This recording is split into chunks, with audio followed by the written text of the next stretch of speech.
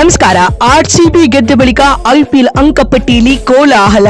Play of ತಲುಪಿದ ಬೆಂಗಳೂರು, ಟೂರ್ನಿಂದ ಹೊರಬಿದ್ದವು 3 ತಂಡಗಳು. ಹೇಗಿದೆ ನೋಡಿ ಹೊಸ ಅಂಕಪಟ್ಟಿ. ಹಾಗಾದ್ರೆ ಸುದ್ದಿಯ ಕಂಪ್ಲೀಟ್ ಮಾಹಿತಿ ಏನು ಎನ್ನುವುದನ್ನ ಈ ವಿಡಿಯೋದಲ್ಲಿ ತಿಳಿಸ್ಕೊಡ್ತಾ ಹೋಗ್ತೀನಿ, ಆದ್ದರಿಂದ ಕೊನೆವರೆಗೂ ನೋಡಿ. ಆದ್ರೆ ಅದಕ್ಕಿಂತ ಮುನ್ನ ನಿಮಗೆ ಅನಿಸುತ್ತೆ ಆರ್ಸಿಬಿ ಈ ಬಾರಿಯೂ ಐಪಿಎಲ್ ಟೈಟಲ್ ಗೆಲ್ಲುತ್ತಾ ಅಥವಾ ಇಲ್ಲವಾ ಎನ್ನುವುದನ್ನ ಎಸ್ ಅಥವಾ ನೋ ಎಂದು ಕಾಮೆಂಟ್ ಮಾಡುವ ಮೂಲಕ ತಪ್ಪದೇ ತಿಳಿಸಿ.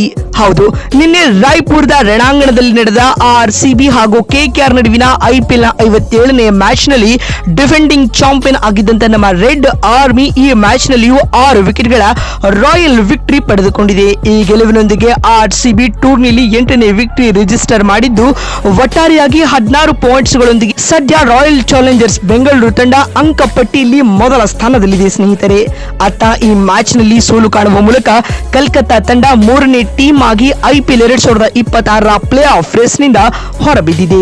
ಇನ್ನು ಈ ಮ್ಯಾಚ್ ನಲ್ಲಿ ಟಾಸ್ ಸೋತು ಮೊದಲು ಬ್ಯಾಟಿಂಗ್ ಮಾಡಿದ ಕಲ್ಕತ್ತಾ 20 ಓವರ್ಗಳಲ್ಲಿ 4 ವಿಕೆಟ್ ನಷ್ಟಕ್ಕೆ 192 ರನ್ ಕಲೆ ಹಾಕಿತು. ಅಂಗಕ್ರಿಶಿ ರಘುವಂಶಿ 71 ರನ್ ಹಾಗೂ ರಿಂಕು ಸಿಂಗ್ ಅಜಯ 49 ರನ್ ಸಿಡಿಸಿ ಮಿಂಚಿದರು.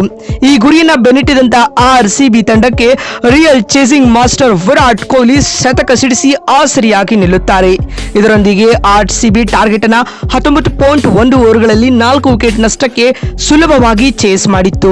ವಿರಾಟ್ ಕೊಹ್ಲಿ ಅಜಯ 105 ರನ್ ಬಾರಿಸಿ ಟಾಪ್ ಸ್ಕೋರರ್ ಎನಿಸಿಕೊಂಡರೆ ಅತ್ತ ಕಾರ್ತಿಕ್ ತ್ಯಾಗಿ 3 ವಿಕೆಟ್ ಕಿತ್ತು ಮಿಂಚಿದರು. ಈ ಮುಖ್ಯವಾಗಿ ಈ ಮ್ಯಾಚ್ ನಲ್ಲಿ ಆರ್ಸಿಬಿ 6 ವಿಕೆಟ್ ಗಳ ವಿಕ್ಟರಿ ಪಡೆದುಕೊಂಡಿದೆ. ಇನ್ನೀಗ ಪಂದ್ಯದ ಬಳಿಕ ಬಿಡುಗಡೆ ಆಗಿರುವ ಹೊಸ ಪಾಯಿಂಟ್ಸ್ ಟೇಬಲ್ ಯಾವ ರೀತಿಯಾಗಿದೆ ಅಂತ ನೋಡ್ತಾ ಬರುವುದಾದ್ರೆ, ಮೊದಲ 2 ಸ್ಥಾನಗಳಲ್ಲಿ ಕ್ರಮವಾಗಿ ಆರ್ಸಿಬಿ ಹಾಗೂ ಗುಜರಾತ್ ತಂಡಗಳಿದ್ದು, ಈ 2 ತಂಡಗಳು ಆಡಿದ 12 ಪಂದ್ಯಗಳಿಂದ 8 ಗೆಲುವು 4 ಸೋಲು ಕಂಡು 16 ಅಂಕಗಳೊಂದಿಗೆ ಆರ್ಸಿಬಿ ಮೊದಲ ಹಾಗೂ ಗುಜರಾತ್ 2ನೇ ಪ್ಲೇಸ್ ನಲ್ಲಿದೆ. ಇನ್ನು 3ನೇ ಸ್ಥಾನದಲ್ಲಿ ಹೈದರಾಬಾದ್ ತಂಡವಿದ್ದು, ಎಸ್ಆರ್ಎಚ್ ಆಡಿದ 12 ಪಂದ್ಯಗಳಿಂದ 7 ಗೆಲುವು 5 ಸೋಲು ಕಂಡು 14 ಪಾಯಿಂಟ್ಸ್ಗಳೊಂದಿಗೆ ಥರ್ಡ್ ಪ್ಲೇಸ್ ನಲ್ಲಿದೆ. ಇನ್ನು 4ನೇ ಸ್ಥಾನದಲ್ಲಿ ಪಂಜಾಬ್ ತಂಡವಿದ್ದು, ಪಿಬಿಕೆಎಸ್ ಆಡಿದ 11 ಪಂದ್ಯಗಳಿಂದ 6 ಗೆಲುವು 4 ಸೋಲು ಕಂಡು 13 ಅಂಕಗಳೊಂದಿಗೆ ಅಂಕಪಟ್ಟಿಯಲ್ಲಿ 4ನೇ ಸ್ಥಾನದಲ್ಲಿದೆ.